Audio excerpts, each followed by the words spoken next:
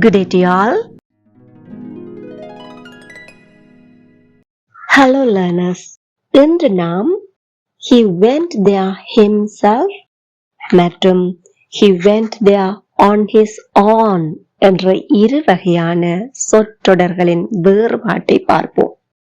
He went there himself. இதனுடைய அர்த்தம் he personally went, not someone else.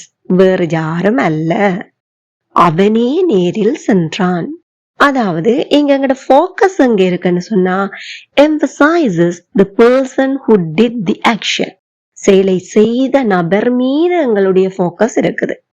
உதாரணத்துக்கு பார்ப்போம், அவன் யாரையும் அனுப்பல, அவனே நேரில் சென்றான்.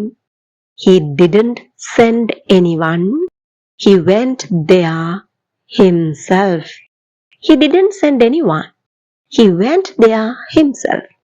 அவன் அனுப்பல, he didn't send யாரையும் anyone. அவன் நேரில் சென்றான், அதாவது அவனே நேரில் சென்றான். He went there, அவன் சென்றான். himself, அவனே. அடுத்த உதாரணம் பார்ப்போம். மேனேஜர் தானாகவே சந்திப்புக்கு, அதாவது கூட்டத்திற்கு நேரே வந்தார். The manager himself came to the meeting. Manager came to the meeting என்றா என்ன? மேனேஜர் சந்திப்புக்கு அல்லது கூட்டத்திற்கு வந்தார். மேனேஜர் தானாகவே வந்தார். Manager himself came to the meeting. அடுத்து நாங்க பார்ப்போம், he went there on his own. இதனுடைய அர்த்தம் என்ன? he went alone or without help. தனியாக சென்றார் அல்லது உதவியின்றி சென்றார், யாருடைய உதவியும் இல்லாம. இங்க ஃபோக்கஸ் எப்படி இருக்குன்னு சொன்னா emphasizes independence or doing it alone. சுயமாக செய்யறது, அதான் independence.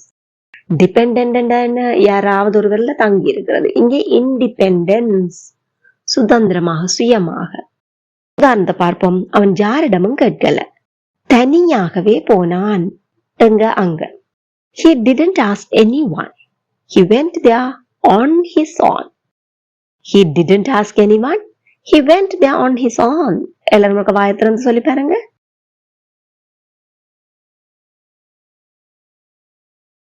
Very good. He didn't ask anyone. He went there on his own. அடுத்து நாங்க பார்ப்போம். 10 வயதிலேயே அவன் தனியே பயணம் செய்தான். யார்ட்ட உதவியுமே இருக்கல அவனுக்கு. At 10, he traveled on his own. At 10, he traveled on his own. Again. At 10, he traveled on his own. எங்கூட சேர்ந்து சொல்லி பாருங்க. At 10, he traveled on his own. இப்ப இதுல இருந்து நாங்க விளங்கி கொள்றது என்ன? He went there himself. இங்க வந்து emphasizes the person. He went there on his own. Emphasizes independence. சாதாரணமா நாங்க பார்ப்போமானா இந்த himself-உம் on his own-உம் நீங்க இன்டர்சேஞ்சபிளா பயன்படுத்தலாம். ஆனா நாங்க எதை emphasize பண்ண, அதாவது வலியுறுத்தி கூற விரும்புகிறோம் என்பதை பொறுத்து உங்களுடைய தெரிவை தெரிவு செய்து கொள்ளுங்கள். There's nothing to worry about this.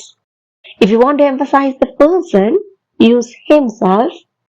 If you want to emphasize independence, use on his own. இப்போ நாங்க ஒரு quiz time ஒன்று பார்ப்போம். Ravi didn't ask for help. He went there himself or he went there on his own. No one else came. He went there himself or he went there on his own. My brother likes to travel independently. He goes on his own or he goes himself. The actor came in person. He came himself or he came on his own. Please comment your answers. Don't forget to like, share and subscribe for more Tamil English learning videos. Thank you for watching.